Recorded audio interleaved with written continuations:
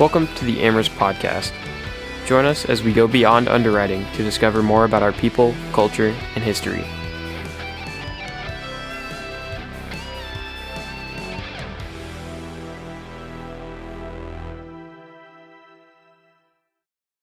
All right, everybody, welcome back. This is Michael Waters, and we're sitting here with Scott Hornsby and Kush Medina and Connor Fleury. This is going to be our episode 5 of the RELII series, and we're going to be going over leadership today. So, Scott, welcome to Houston, and tell us your title and a little bit about yourself. Yeah, well, thank you first of all for including me in the podcast. Definitely. It's been with COVID, it's been difficult to get back and forth to Houston, but now it feels a little freer, and it's nice to come back and see some faces in the office and feel a little normal again. But how far do you want me to go back? I guess is my As far as go to the beginning. Yeah. Go to the beginning. Go to the beginning. Graduate, University of Alabama. Took my first job in Birmingham with a company called Aetna, Life and Casualty. At that point, they had a PNC operation. Now it's just medical. So did a couple of years there, moved to Hartford, Connecticut, to their home office for about 4 years, and then they moved me down to Atlanta. And that's really how I got to Atlanta. So I've been in Atlanta since 93.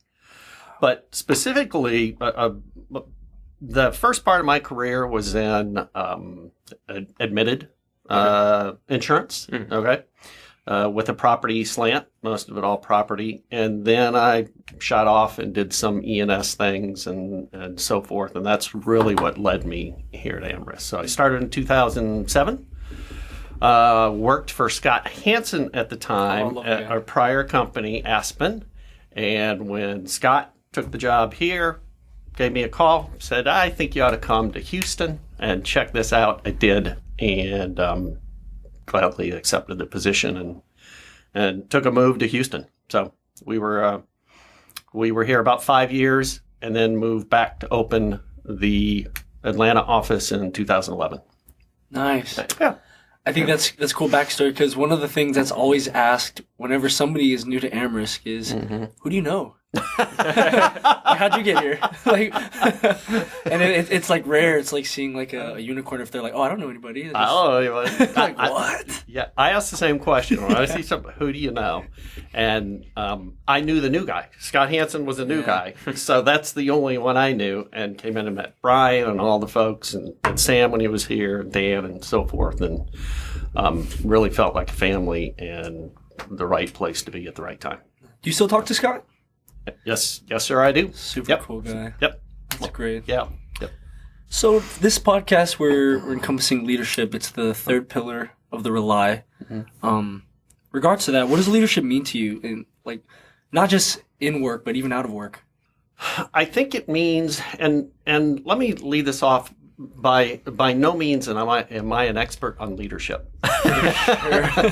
I'm not sure anybody is. I think there's leaders out there that are naturally good. There are some that make themselves good, and there are some that just are somewhere floating in the middle, or on the other side of that. So, to me, it's I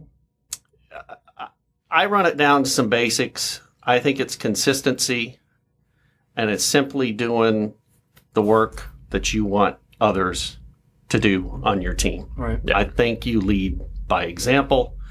You throw the ego out the door.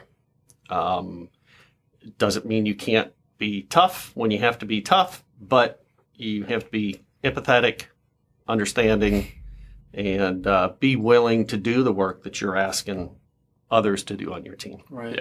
That's what I talked to a lot of people about you, trying to get because this is my first time meeting you. I'm still pretty new to the company, so hopefully I'll meet you some more. But they were basically like, he leads by example. Like, he's the guy you kind of want to look at and be like, his decision making, his attitude, skills, hard work, they all basically make him a leader. Nice to hear. Yeah. Thank you. He's they said you're kind of like a big brother in a way. They're like, that's the guy you look to, you know. And I was the youngest brother. Yeah. out of my crew.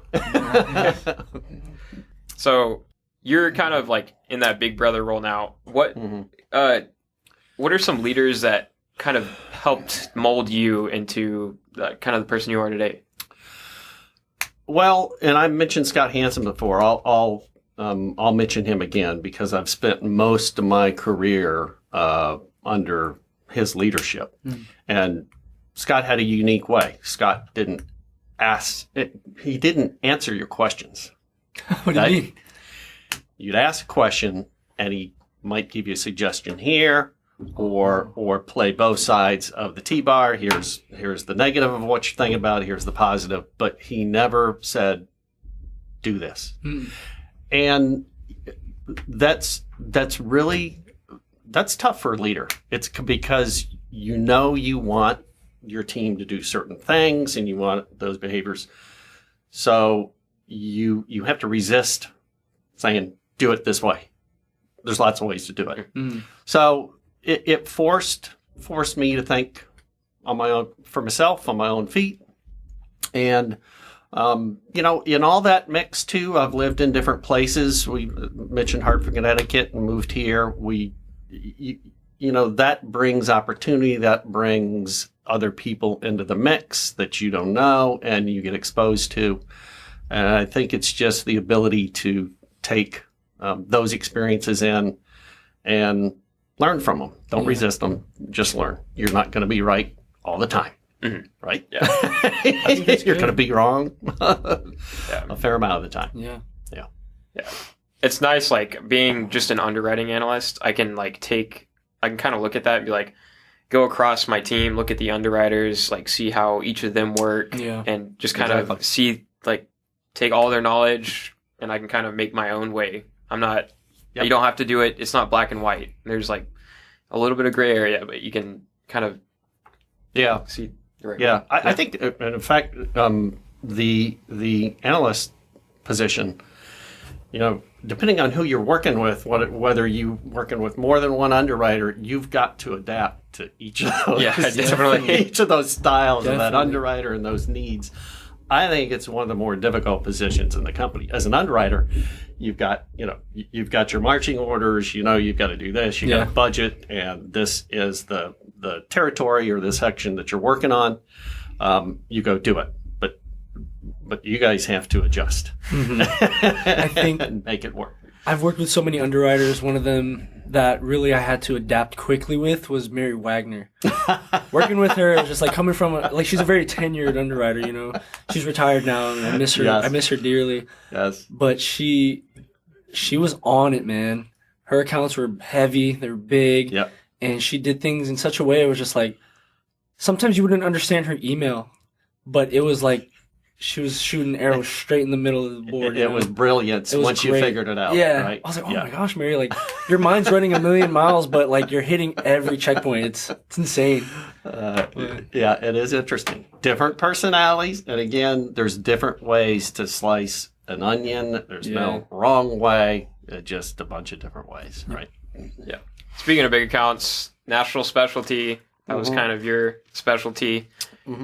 How did you kind of lead national specialty? Well, it was essentially newly created when Scott and I started. I think Scott was hired to begin a national account presence for AmRisc.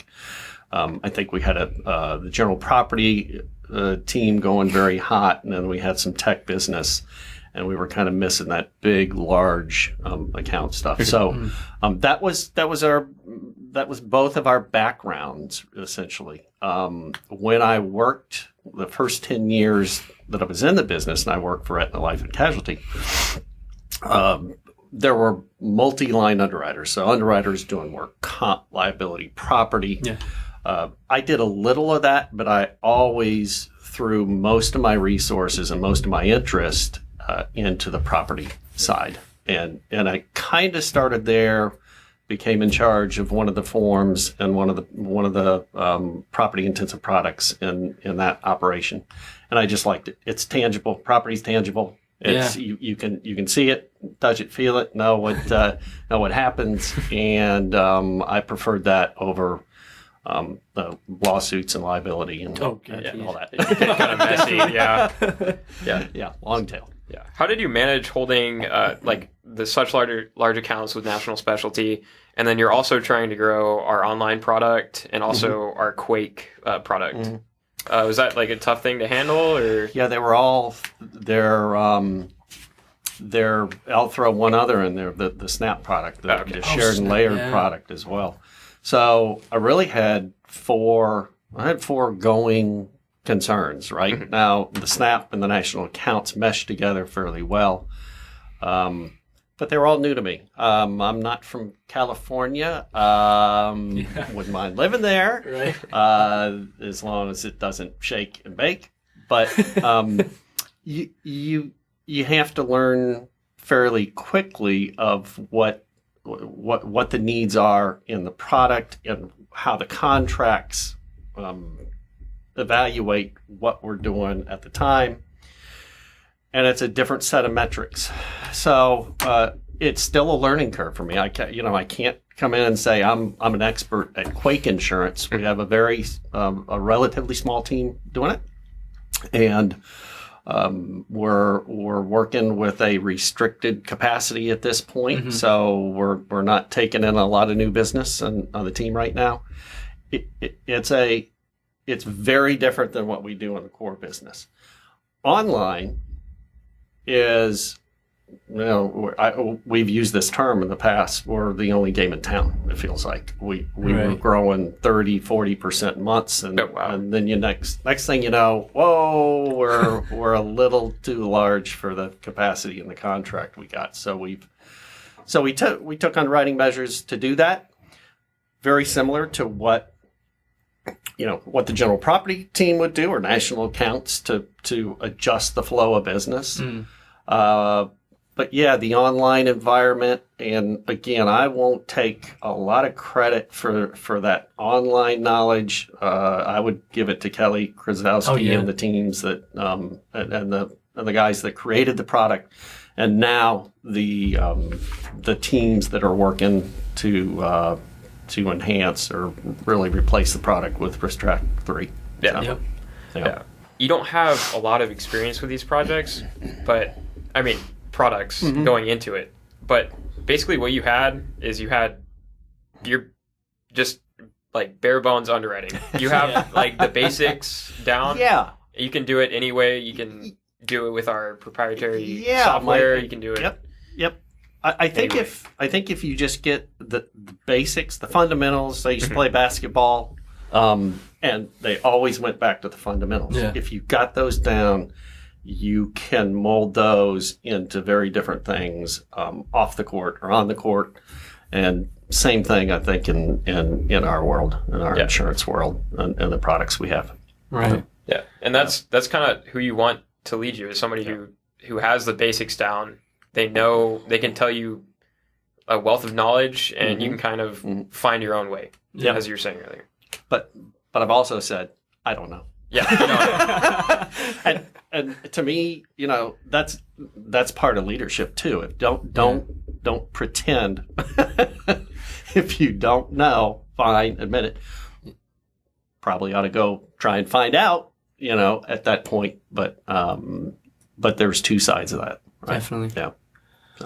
So, how much premium would you say that you've put through AmRisc? Oh gosh, a lot. I'll go with that. I mean, you're managing such a large book of business. I mean, I'll go with so that. many products. I'm going to go with a lot. A lot. You stumped me on that one. Yeah. So you told me to ask that. Somebody asked me that. I'm gonna say that to him. Like, I'm gonna say how many commas it had in it. Yeah. Just say with that. Yeah. So, I mean, Christian's been with the company 5 years. I've been with the company 1 year. What advice would you give to us as like young insurance professionals going into the future? Don't say no. If you see something, or if you're offered something, an opportunity, say yes. And that's how I lived my career. And it took me to places I didn't necessarily want to move, right? I was willing to move, but didn't necessarily want to leave Atlanta, Birmingham to go to Hartford, and I'm glad I came to Houston, but I still didn't want to leave Atlanta to come. But those were opportunities, and I knew that I would improve and better myself from those experiences, and so I was willing to do things that others weren't. And I think that's a big part of the learning curve. Just be observant. Awesome. Be observant. Yeah. So when the opportunities come, just take them. Just take them. Just take them. You may not know anything about it. I mean, I still feel like I don't know anything. Yeah, seriously. I didn't know anything about Quake. Yeah. Yeah. So that's great advice. So just jump in, and the nice thing about AmRisc, and I will say this of all the companies that I've worked for, the teamwork and the support system here is second to none. I agree. You're going to have to go out and fail yourself before we let anybody fail. It's just, I think it's that tight. Great. Thanks for coming out. We really appreciate you taking your time out of your day. Have fun in Houston. And glad to see you. Yeah, well, thank you. Nice to see you guys as well, and appreciate the opportunity. Thank you, Scott. Have a great day. As always, thank you everybody for listening. If there are any questions you want to ask, please email us at podcast@amrisc.com. Also, go check out the FOMO forum on the AmRisc RELII website. Thank you.